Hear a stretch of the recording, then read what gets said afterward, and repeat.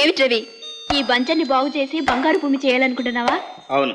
అంగట్లో అన్ని ఉన్న అల్లుడి నోట్లో శని ఉన్నట్లు అన్నీ ఉంచుకుని నీకు ఈ శ్రమ ఎందుకు రవి?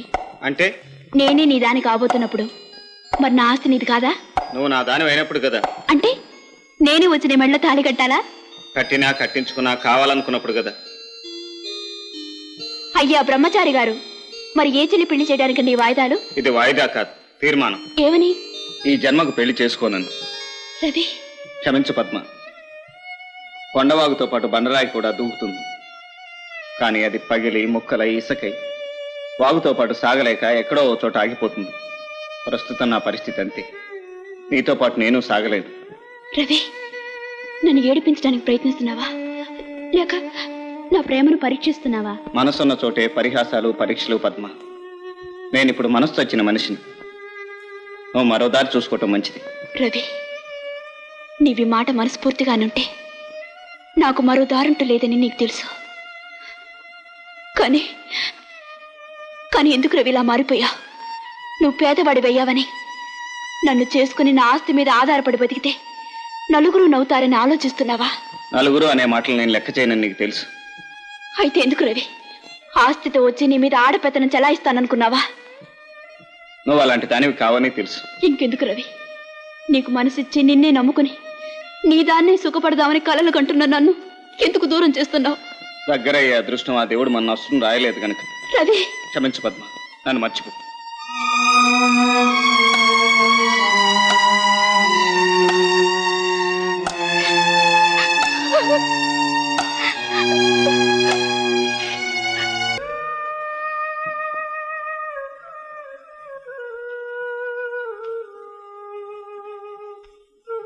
పిలిచారట? అవును బాబు, నేనెందుకు పిలిచానో నువ్వు ఊహించే ఉంటావు, కానీ నేను ఏం చెప్పబోతున్నానో నువ్వు ఊహించలేవు. చెట్టును కదిపి పట్టనట్టు వెళ్ళిపోవటం గాలికి సహజమేమో, కానీ మనస్సును కదిపి ఏమీ పట్టనట్టు వెళ్ళిపోవటం మనిషికి ధర్మం కాదనుకుంటాను. క్షమించండి మావయ్య, మనిషికి మనసు ఒక్కటే ప్రధానం కాదు, తన మనుగడ కూడా ముఖ్యమే. జీవితాన్ని పండించుకోలేని మనసులు ముడివడినా ముచ్చటగా ఉండలేదు. అంటే నా బిడ్డను చేసుకుంటే నువ్వు సుఖపడలేవనా? ఎందుకని బాబు? అమ్మాయిలో ఏ లోపం ఉందని?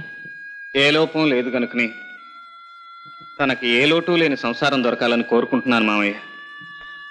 బాబు, నాది కష్టపడి జీవించాల్సిన జీవితం.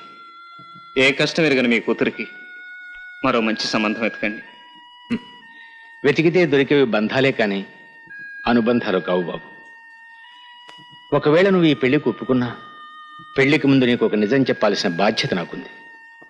సమయం వచ్చింది కనుక ఇప్పుడే చెప్పటం నా ధర్మం. రా బాబు.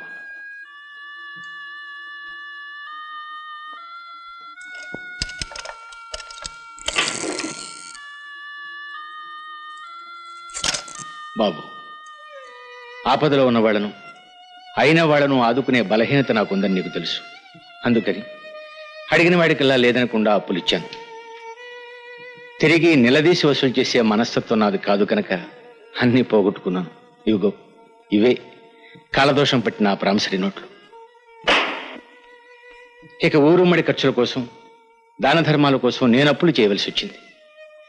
ఇవాళ ఈ ఆస్తి అంతా అమ్మిన అప్పులు తీరం. ఇది ఈనాటి నా పరిస్థితి. ఈ విషయం అమ్మాయికి తెలిస్తే ఎక్కడ బాధపడుతుందోనని రహస్యంగా ఉంచాను. చూడు బాబు, సవతి తల్లిని, ఆమె పిల్లల్ని తోబుట్టువుల కంటే ఎక్కువగా చూసుకునే నువ్వే నేను తప్ప ఏది కూలేని నా బిడ్డకు దిక్కు కావాలి. చెప్పు బాబు, అమాయకురాలైన నా బిడ్డకు తోడునీడగా ఉంటానని ఒక్క మాట చెప్పు.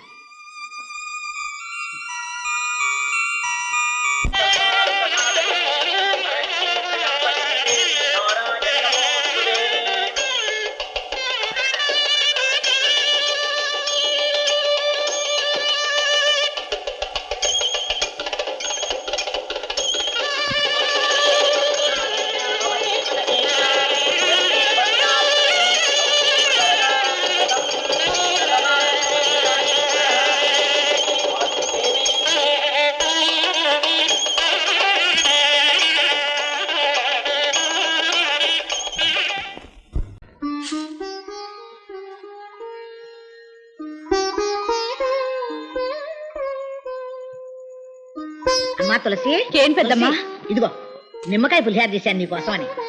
నిమ్మకాయ పులిహోర. అబ్బా, నాకు వారం రోజుల నుంచి పులిహోర తినాలనుంది, కానీ అడగలేక ఊరుకున్నాను పెద్దమ్మా. నువ్వెలా తెలుసుకున్నావు? నేను కన్నతల్లినేనమ్మా. ఆ మాత్రం కడుపుతో ఉన్న వాళ్ళ కోరికలు తెలుసుకోలేనా? తినమ్మా.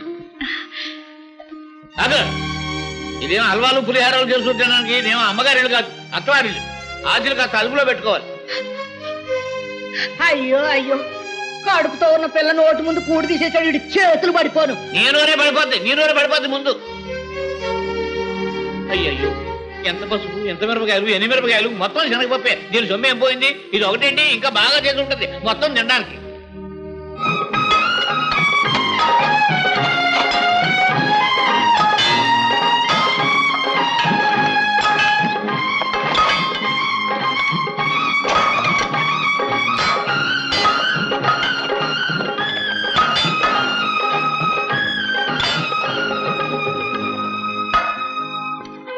ఇక లాభం లేదండి, ఎంత తవ్వినా రాయి తప్ప జలపడేట్లేదు. నేను ఈ నేల తల్లిని నమ్ముకుని బతుకుతున్నవాడిని. కన్న తల్లిలాగే ఇది బిడ్డను మోసం చేయదన్నానమ్మా. అవును బాబు, పట్నం వెళ్ళి డైనమైట్ పట్టరండి. జల ఎందుకు పడదో అప్పుడు చూద్దాం.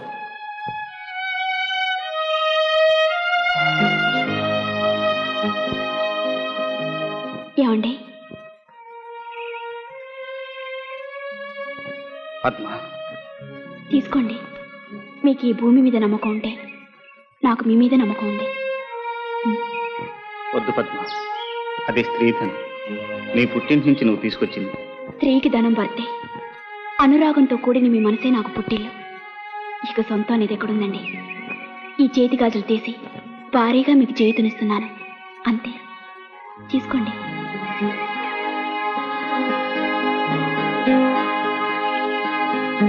ఆలస్యం చేసినట్టున్నాను బాబు. అబ్బే లేదమ్మా, ఇప్పుడే పని ముగించుకుని పైకి వచ్చాం. ఏమో బాబు, ఆ నూతిలో కాసిన నీళ్లు పడితే మనందరి కడుపుల్లో 4 మెతుకులు పడ్డట్టే. బాబు రవి, మన తులసికి సూడిదలు తీసుకెళ్ళాలి బాబు. అదేమిటయ్యా ఈ విషయం ఇంత మెలిగా నా చెప్పటం? నేను అమ్మమ్మను కాబోతున్నానని తీపి తినిపించి సంతోషంగా చెప్పాలి గాని. అదేమిటమ్మా, ఎందుకా కన్నీళ్ళు? అవునాయనా, అమ్మమ్మనవుతున్నానని ఆనందపడినా, మోసే ఎద్దు మీదే మోత బరువు పెడుతున్నానని బాధపడినా.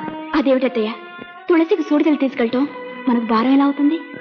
అవునమ్మా, ఆస్తి పంపకాల్లో జరిగిన అన్యాయాన్ని మౌనంగా కన్నీటి చాటును దాచానే గాని నీకు న్యాయం చేశానా?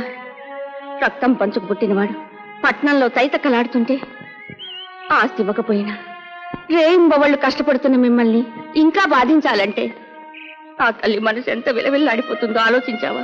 మమతానురాగాలు పంచుకోవటానికి ఒక తల్లి గర్భాన్నే పుట్టనక్కర్లేదమ్మా. తులసిని నా చెల్లెలుగానే కాదు, సొంత బిడ్డగా చూసుకుంటాను. రేపే పట్నం వెళ్ళి చీర సారే తీసుకొస్తాను. సూడిదలు తీసుకెళ్లి తులసిని శ్రీమంతానికి తీసుకొద్దురు గాని. ఏమిటి ఎలా వచ్చారు?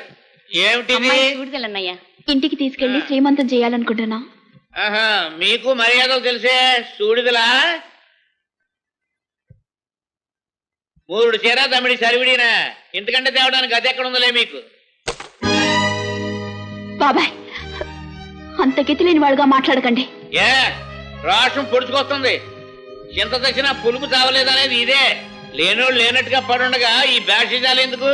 అన్నయ్య, శ్రీమంతానికి కావాల్సినవి సిరి సంపదలు కావు, కడుపులో పడ్డ పసిగుడ్డు చిరంజీవి కావాలని చేసుకునే వేడుక. ఆ డబ్బు లేని వేడుకలు నేను చేస్తాను సారా. సరేలే, తెచ్చింది తెచ్చారుగా, ఇక వెళ్ళండి. ఎక్కడికయ్యా వెళ్ళేది? ఇందాక నుంచి చూస్తున్నాను. సూడిదలు తెచ్చిన ఆడాలను నిలబెట్టి మర్యాద అక్కడ మాట్లాడతావా? సూరమ్మ, నేను మాట్లాడేది సూడిదలు వద్దని కాదు, తులసిని శ్రీమంతానికి పంపనండి. ఎందుకు పంపని? శ్రీమంతం పేరుతో తీసుకెళ్లి వస్తువులన్నీ ఒలిచి వాళ్ళ అవసరాలు తీసుకుని భోజపడితో తిరిగి పంపుతారు. అన్నయ్య అన్నా పిన్నయ్య అన్నా జరిగేది అంతే.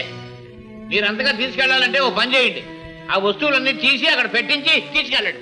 ఇంతకిన్ని నగలు పెట్టి మా మామగారు పంపించినా నేను రాను. తులసి, అవునమ్మా, మావయ్య గారు చెప్పింది నిజం, ముమ్మాటికి నిజం. తులసి, అవును, ఇక్కడ లేని ఆస్తి ఆప్యాయత అక్కడ ఏ ఉన్నాయని నేను రాను. మీరు తీసుకొచ్చిన చీర సారే కూడా తీసుకువెళ్ళిపోండి. శుక్రవారం పూట తెచ్చి నువ్వు తిరిగి నేను ఇవ్వను. అయ్యో, ఇవి అట్టుపోయి ఏ కొట్లో అమ్ముకు తట్టాడు.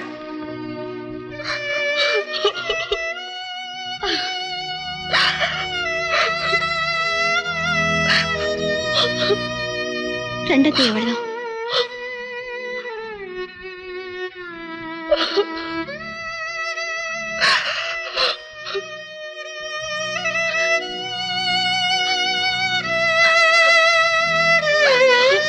అంత మాట అన్నాడా? వాడి నీచ బుద్ధులు మనకు ఆపాదిస్తాడా? నేను ఇప్పుడే స్వయంగా వెళ్ళి వాడికి బుద్ధి చెప్పి చెల్లెలు తీసుకొస్తాను. వద్దండి, ఇప్పుడు మీరు అక్కడికి వెళ్తే తీసుకురాగలిగింది తులసిని కాదు, ఇంతకింత అవమానాన్ని. నన్ను అవమానించడానికి వాడికి ఎన్ని గుండెలు? ఇంకా అతనికి వేరే గుండె కావాలా మీ గుండెని పగలగొట్టడానికి? మీ చెల్లెలే తన మావయ్యని వెనకేసుకొచ్చి మమ్మల్ని తోడునాడితే? ఏమిటి, తులసి మిమ్మల్ని తోలనాడిందా? అది సహజం బాబు. మెట్టినింటికంటే ఏ ఆడది పుట్టింటిని గొప్పగా చూసుకోదు. ఆడపిల్లనిచ్చుకున్న చోట ఇలాంటివి సహజం. పేదవాళ్ల ప్రేమ కన్నీటి వరకు ఆగిపోవాలండి. పట్టుదలకపోతే మన ప్రేమ అనురాగాలే ప్రేమించిన వాళ్ళ పట్ల తిరగటి రాళ్ళవుతాయి. అర్థమైంది పద్మ. ఇన్ని అవమానాలకు కారణం మన పేదరికమేనని, ఆస్తి అంతస్తు లేని వాళ్ళ మమత మానవత్వాలు పిచ్చి వాళ్ళ ప్రేలాపనే అవుతాయని పూర్తిగా అర్థమైంది.